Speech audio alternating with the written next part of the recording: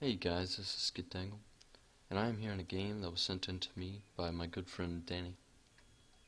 And he is in his Wz.132, which is the Tier 8 Chinese light tank, leading up to the Wz.120, which is pretty much just a medium tank with a heavy tank gun.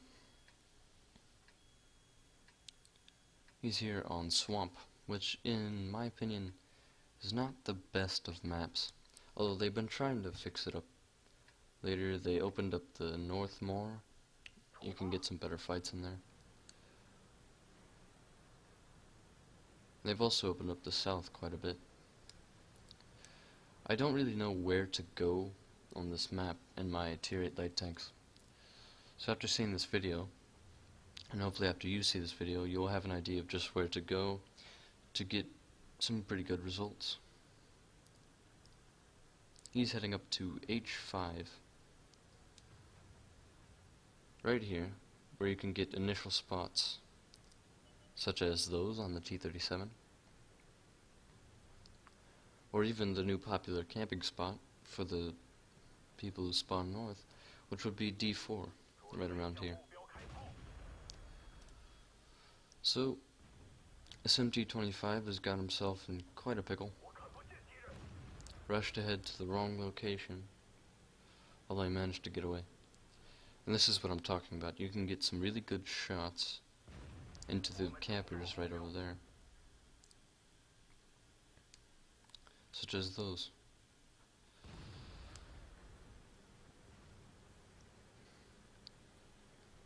It's narrowly avoiding that shot from the VK-2801. We can see that the T-37 has decided that he is done with life. And there's Rheinmetall. Must shoot the Rheinmetalls first, in most situations, unless there's a Waffle Trigger Panzer IV.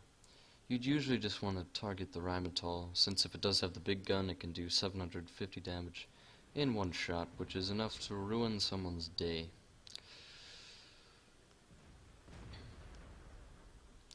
Luckily it has barely any armor, so usually you should load some HE against them for some extra damage, although avoid shooting the tracks. So you can see how this battle is panning out.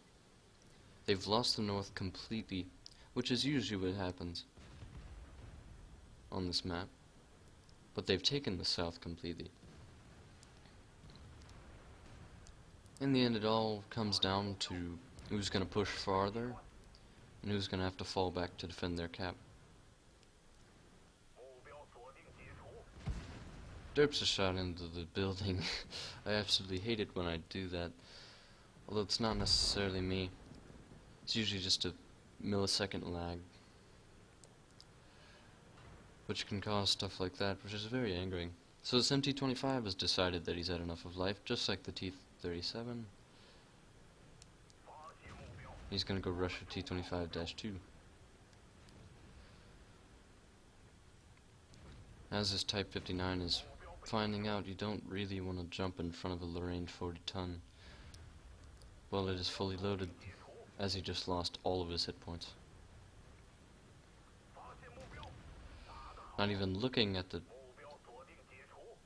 MT-25, he just auto-aims and looks. And there is... this was quite comical. There is FSS Rogue, who managed to drown himself after sticking his gun up as his final thoughts to the world. So he takes out the Lorraine 40-ton. And as you can see, as I was saying before, it looks like the enemy team pushed harder, which means that they had to fall back to cap. That's pretty much just what pans out on this map nowadays. This doesn't mean whoever pushes out first is most likely gonna die, such as this Panther 88 and the Charioteer. These guys, well, they really didn't do it right. So there we go, it's a second kill for Danny. He's done 2,167 damage. which is quite a lot for a tier 8 light tank. Although the game is very, very even. 7 kills on this side, 7 kills on the enemy side. So, since they've wiped out the threat in the east, Danny is falling back to go ahead and help out where he originally was.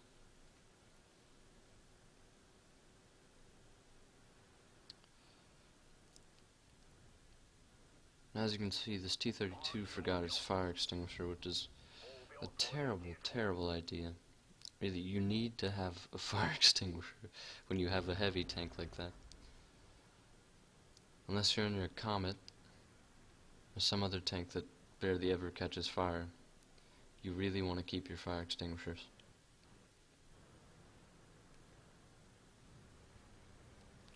So there's still some very dangerous tanks on the enemy team. They have a Rheinmetall, T-54E1, and an ISU-152. All of which could completely wreck any tank in a 1v1 situation. If they're any good, of course. So there we go, we've evened up the scores once again, taking out the VK-2801 and just making them 2 kills behind. And you know, this is where it gets kind of silly. So he pokes around the corner, and the T-32, he's not even aiming, and then he misses his shot. Which means that Danny can go ahead and come around and finish him off. Although the T-54 just found out what an ISU-152 can do, and got obliterated when coming around the corner. Auto-aiming, that way you can see where he's driving, which is a mistake that I commonly make and then end up running into buildings or potholes such as that, and getting myself killed. So as you can see, this game is not looking that good. It's 4-5, and Danny has already had a pretty good game so far. He's got 3 kills, 2,295 damage. Although he's still gonna have to do more. He spots the Rheinmetall, and as I said, you should usually shoot at the Rheinmetall first in every single situation. Unless, of course, the Rheinmetall is no threat to you, and the T-54E1 is. But it's disaster. An ISU-152 coming up behind him. He's in a tier 8 light tank. What could possibly go wrong? He shoots his track.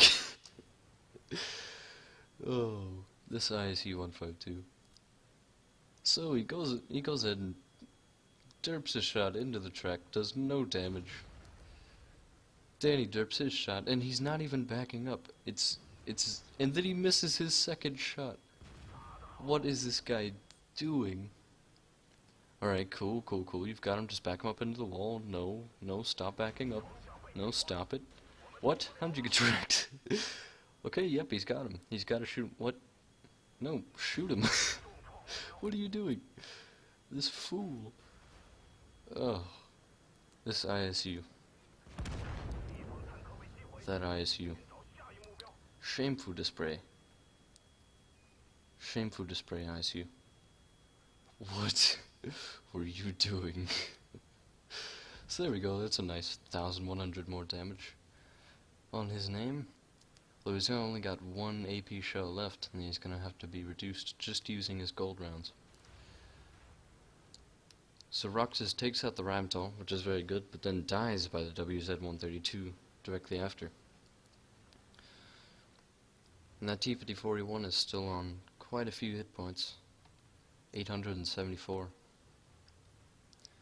So yes, Danny, you've done 3,543 damage and have 4 kills, but you're still gonna have to do even more to secure this game.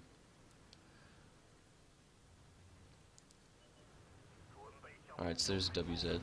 Oh man, he misses his shot, then takes his first damage in the game by his counterpart. Okay. Disaster. Okay. Alright, well he takes a shot, but at least he didn't drown. He misses his shot. Alright, so this isn't looking too good. The T-5041 is coming around. You should be able to just unload into him. What? How did you miss? Wait, what? Come on. He should be dead so many times this game. Alright, but he leaves the WZ on 5 hit points, so that's not very good. He's going to have to use another shot to take him out. Alright. So he tells his T-26 on his team to kindly hurry it up so that he can come and take the damage for him. Most honorable. Alright, so let's see how this ends up. Oh no, it's a T-5041. He leaves him on 3 hit points. Misses his second shot. And that does mean that he should be reloading, as he missed his first shot, hit his second, missed the third, but then hit with the fourth, or hit with the third, missed with the fourth, so he should have quite a long reload, which is nice. T-2064 comes around. Alright, now is the time to push. They're all one-shots. Do it for the Top Gun. Takes out the T-54E1. With on 3 hit points, dueling a 5 hit point WZ, he's got to be careful. Auto aims at him and takes him out. So that was not a bad game at all in the Wz.132, the Tier 8 Chinese light tank. In this video, you've seen failure beyond measure. Yeah, I'm talking to you, ISU. Some quick thinking by Danny, and some good teamwork as a platoon. So, let's take a look at the post-game stats. So here it is. This was Danny and his Wz.132, getting his ace tanker, high caliber, and a Top Gun. And look at that, he really did put some points on the board. That is quite a few enemies damaged. Not necessarily damaged. He spotted the T-37, got some spotting damage on the Tiger too. But he pretty much damaged all of these people. So, let's take a look at the post-game stats. As you can see, these were some real rivals. Look at that. This poor Wz.132. And the victor, Wz.132, almost doing the exact same thing, other than his kills. And he really did deserve that victory just as much as Danny did. As you can see, he got half the experience as Danny did, which means that he would have made the same amount. But he lost. There can only be one winner. What can you do? And this was mainly down to his platoon, which was not at all that bad. You really do need some competent teammates to carry out these kinds of games. That's why I usually have more heartbreak videos than epic videos, because I'm usually not platooning. And, yeah, this poor guy. I mean, he didn't have that bad of a team. The T-54A1 was not that bad at all. Although, saying that he shot 21 shots, hit 14, and damaged with 9. But he did do most of his damage from more than 300 meters, so I guess that explains it. But, yeah, look at this. As for Danny, he shot 33 shots, hit 22, which is not very uncommon for a Tier 8 light tank if you have vertical stabilizers, and damaged with 20, which is pretty nice for 4,194 damage. Yeah, that is not bad at all. Thanks to that one non-penetration from the poor ISU-152. Or was it the other ISU? Nope, just him. Oh, this poor guy, he got unlucky for sure. Pretty much through the game with that one shot that managed to damage his tracks. And then, yeah, kind of screwed up at the end there. Don't tell him I said that. But Danny did 1,011, or 1,120 spotting damage. The other WZ did 1,128 spotting damage. Look at this. This was a close game for both of them. Saying that he died on, or no, he survived on 3 hit points and he died on 5 hit points. I'm pretty sure that these people are actually the exact same person. Look, it's the exact same stuff, I'm telling you. Alright, well, other than that, Roxas and his Lorraine 40T did 2,782 damage, which is not bad at all for an autoloader. Shooting 20 times, which is very good for an autoloader. 14 hits, which is better than the T-54E1, for example, who did not hit very many, and damage with 11 for that kind of result. And that's pretty good. Not very bad at all. And as for our Bachatillon 55 FSS Rogue, yeah, drowned himself in glory. He didn't have that bad a game either, with 2 direct hits and 1 splash damage for 1,194.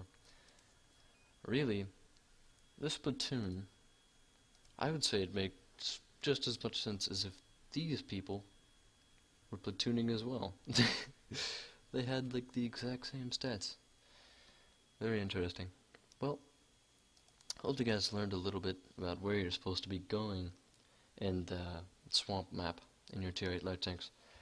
And hopefully you just learned how to carry these kinds of games. If you did, then make sure to leave a comment on how you learned, what you learned, how you could possibly be better on either the map or either with your Wz.132. I know for sure that I know where to be going on Swamp in my T-54 lightweight from now on, which would be where Danny went, because look at what you can pull off in that situation. That is not bad at all. If you guys liked this video, then make sure to give it a like. If you really did, then subscribe to the channel for more videos later. I'll see you guys next time.